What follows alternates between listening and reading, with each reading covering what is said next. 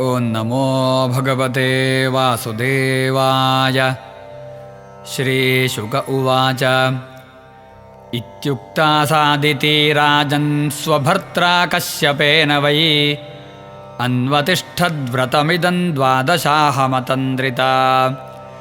चिन्तयन्त्येकया बुद्ध्या महापुरुषमीश्वरं प्रगृह्येन्द्रियदुष्टाश्वान् मनसा बुद्धिसारथिः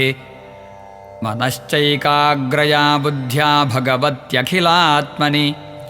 वासुदेवे समाधाय चचारः पयोव्रतम् तस्याः प्रादुरभूत्तात भगवानादिपूरुषः पीतवासाश्चतुर्बाहुः शङ्खचक्रगदाधरः तन्नेत्रगोचरं वीक्ष्य सहसोत्थाय सादरम् ननाम भुवि कायेन दण्डवत्प्रीतिविह्वला सोत्थाय बद्धाञ्जलिरीडितुं स्थितानोत्सेह आनन्दजलाकुले क्षणा बभूव तूष्णीं पुलकाकुलाकृतिस्तद्दर्शनात्युत्सवगात्रवेपथुः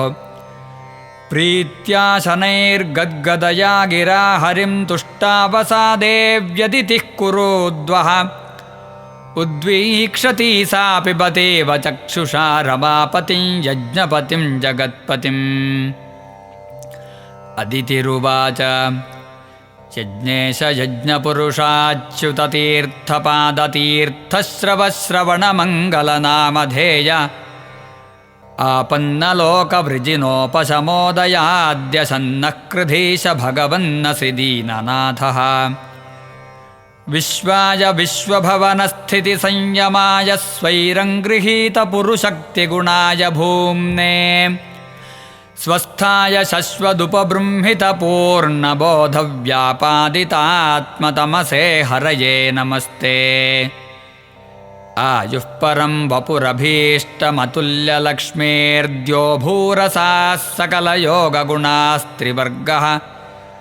ज्ञानं च केवलमनन्तभवन्ति तुष्टात् त्वत्तो नृणां किमु सपत्नजयादिराशीः श्रीशुक उवाच अदित्यैवं स्तुतो राजन् भगवान् पुष्करे क्षणः क्षेत्रज्ञः सर्वभूतानामिति होवाच भारत श्रीभगवानुवाच देवमातर्भवत्या मे विज्ञातं चिरकाङ्क्षितं यत्सपत्नैर्हृतश्रीणाञ्चाभितानां स्वधामतः तान् विनिर्जित्य समरे दुर्मदानसुरर्षभान्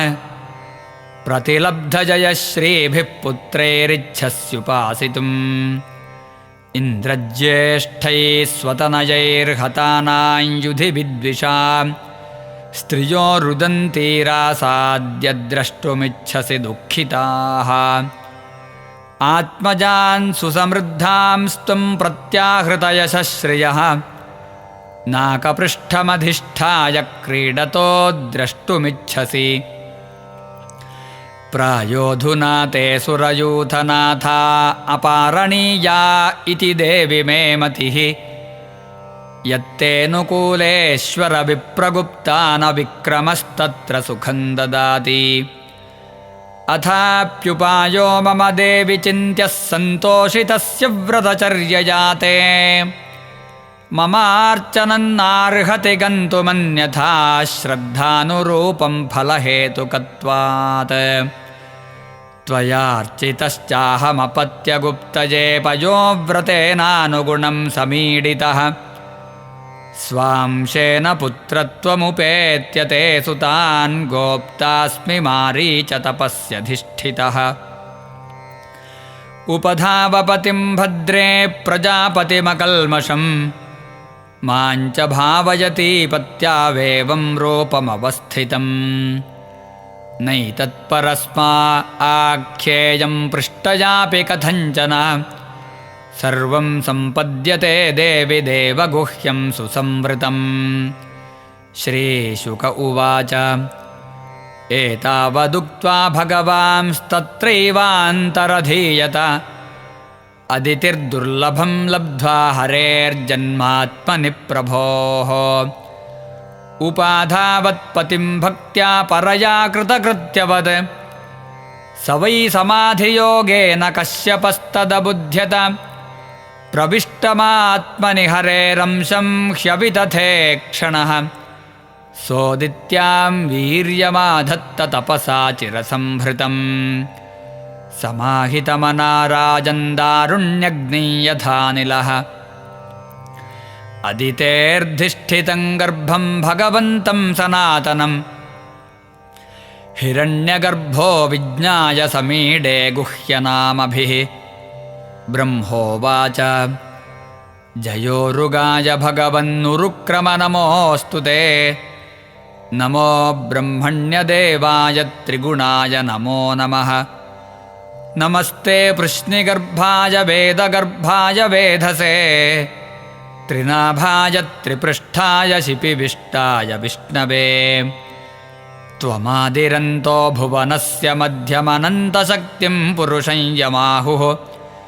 कालो भवानाक्षिपतीश विश्वं स्रोतो यथान्तः पतितं गभीरम्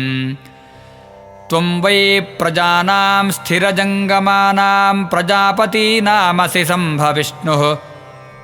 दिवौकसान् देवदिवश्च्युतानां परायणं नौरिवमज्जतोऽप्सु